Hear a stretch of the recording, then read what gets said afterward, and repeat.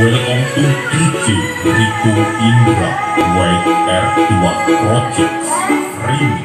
Oke, halo, welcome back again dengan saya di channel Aksai Acai. Kembali lagi di video kali ini kita akan melihat bagaimana situasi ataukah kondisi sekarang di Maluku Utara terkait dengan kebudayaan dan fenomena-fenomena sosial yang terjadi di Maluku Utara pada sekarang ini.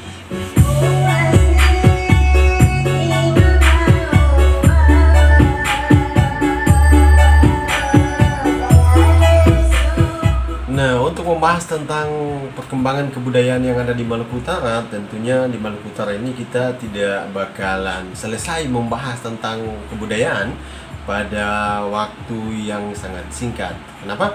Karena kebudayaan di Maluku Utara itu sangat banyak ya.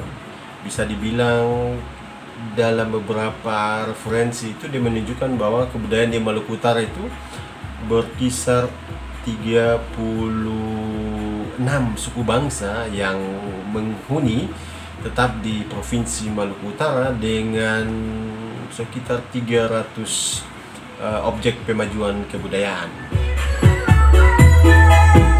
Nah, teman-teman yang tertarik dengan isu-isu kebudayaan tentunya akan melihat bahwa sebenarnya bagaimana fenomena sosial yang terjadi di Maluku Utara terkait dengan kebudayaan-kebudayaannya. Nah, berkaitan dengan kebudayaan tentunya tidak terlepas dari objek pemajuan kebudayaan ataukah universal culture ya. Kalau kita di sini kita bilangnya universal culture ya. Nah, kalau kita di Maluku Utara ya, dalam perkembangan beberapa tahun kebelakang ini isu kebudayaan itu makin mencuat terkait dengan kebudayaan baik itu pada aspek bahasa, kemudian aspek seni, dan beberapa aspek kebudayaan lainnya. Beberapa tahun kebelakangan ataukah beberapa bulan belakangan ini, kemudian beberapa isu juga mencuat terkait dengan isu-isu kebudayaan. Salah satunya adalah bahasa. Nah, di Maluku Utara itu kita memiliki 36 bahasa, yaitu berhubungan dengan 36 suku bangsa yang menghuni di daerah Maluku Utara itu sendiri. Nah, 36 bahasa ini kemudian yang beberapa bahasa diantaranya itu sudah mulai punah. Dia sudah mulai tergusur atau tergerus oleh bagaimana perilaku-perilaku masyarakatnya itu sudah mulai mengabaikan yang namanya bahasa lokal. Nah, hal ini kemudian menjadi perhatian bagi beberapa budayawan, kemudian peneliti dan pemerhati kebudayaan terkait dengan hilangnya bahasa-bahasa yang ada di Maluku Utara. Bukan hilang ya, tapi sudah mulai sakit-sakitan istilahnya.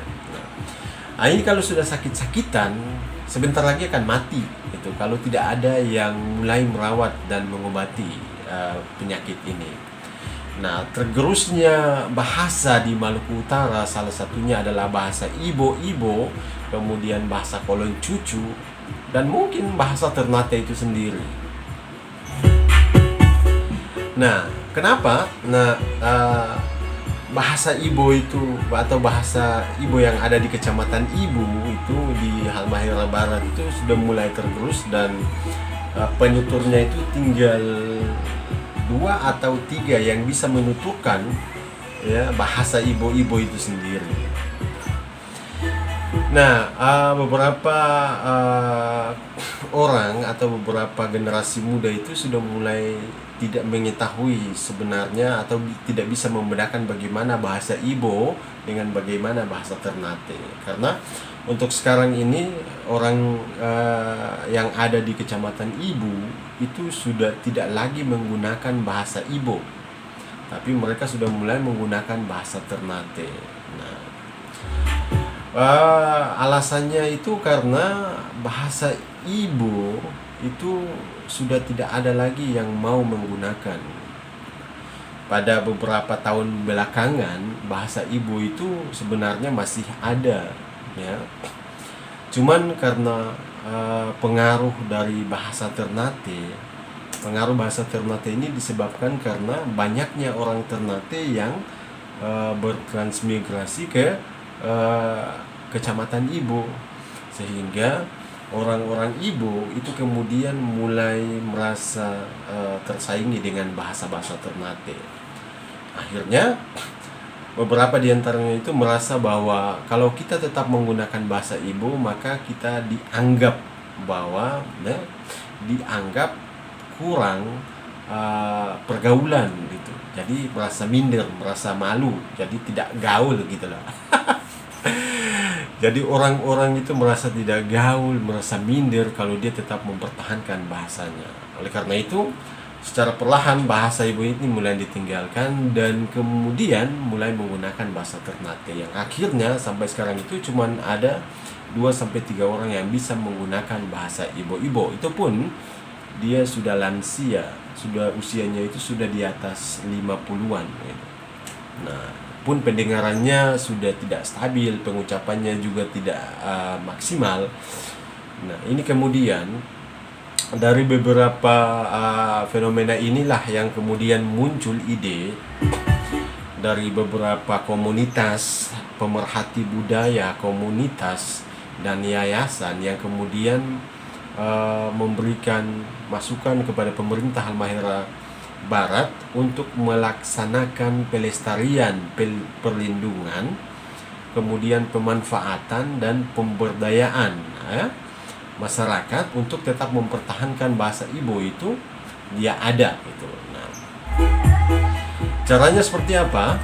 Di Halmahera Barat itu untuk melestarikan bahasa Ibo itu pemerintah bekerja sama dengan Universitas Hairun, dalam hal ini Fakultas Ilmu Budaya, ya, untuk melakukan pelestarian, perlindungan, pemanfaatan dan pemberdayaan masyarakat untuk melestarikan bahasa Ibo itu dengan membuat buku bahasa Indonesia, bahasa daerah Indonesia.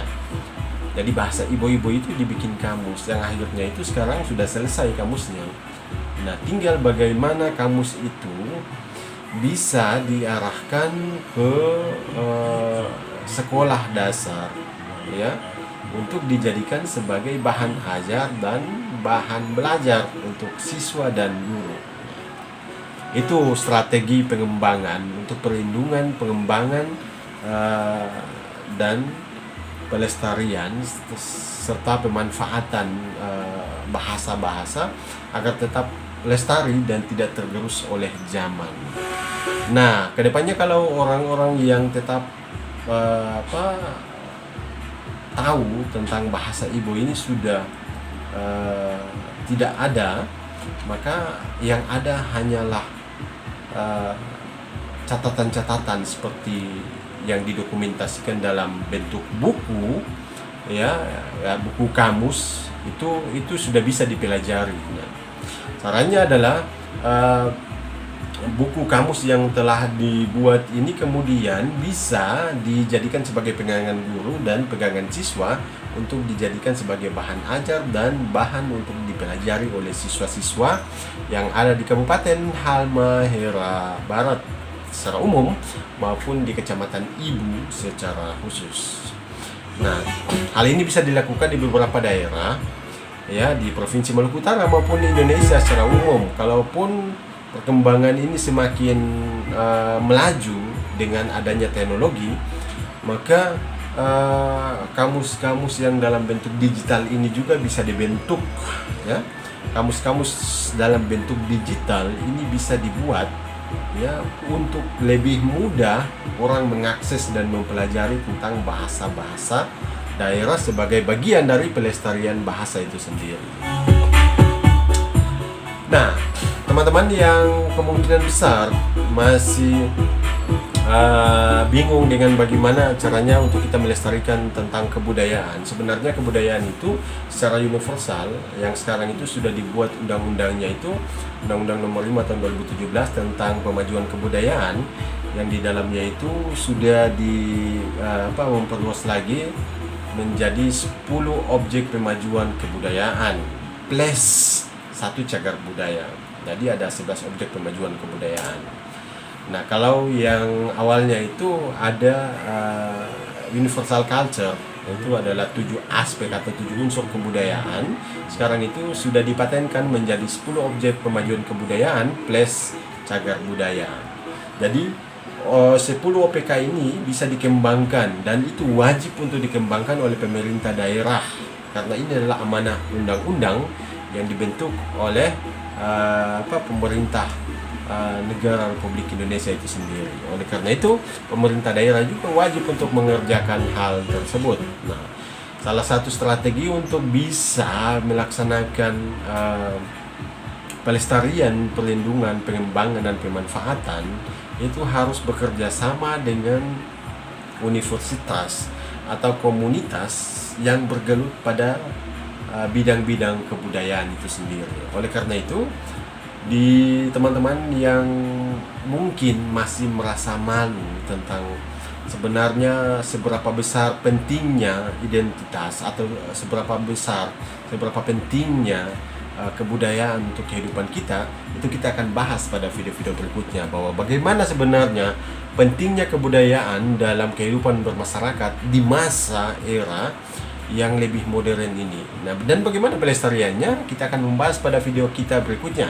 Oleh karena itu jangan lupa untuk tetap subscribe ya, tetap stay tune, dan teman-teman jangan lupa untuk komentar. Ada usulan, ada komentar, ada saran, bisa dikomentar pada kolom komentar di bawah ini. Teman-teman yang masih tetap stay tune di channel Aksai Acai agar supaya teman-teman bisa bisa berdiskusi bahwa sebenarnya strategi-strategi pengembangan kebudayaan di Maluku Utara itu bisa dikembangkan dengan apa, kita bisa berdiskusi, bisa memberikan saran, masukan untuk pengembangan kebudayaan di Maluku Utara secara umumnya. Baik, salam kebudayaan. Wassalamualaikum warahmatullahi wabarakatuh.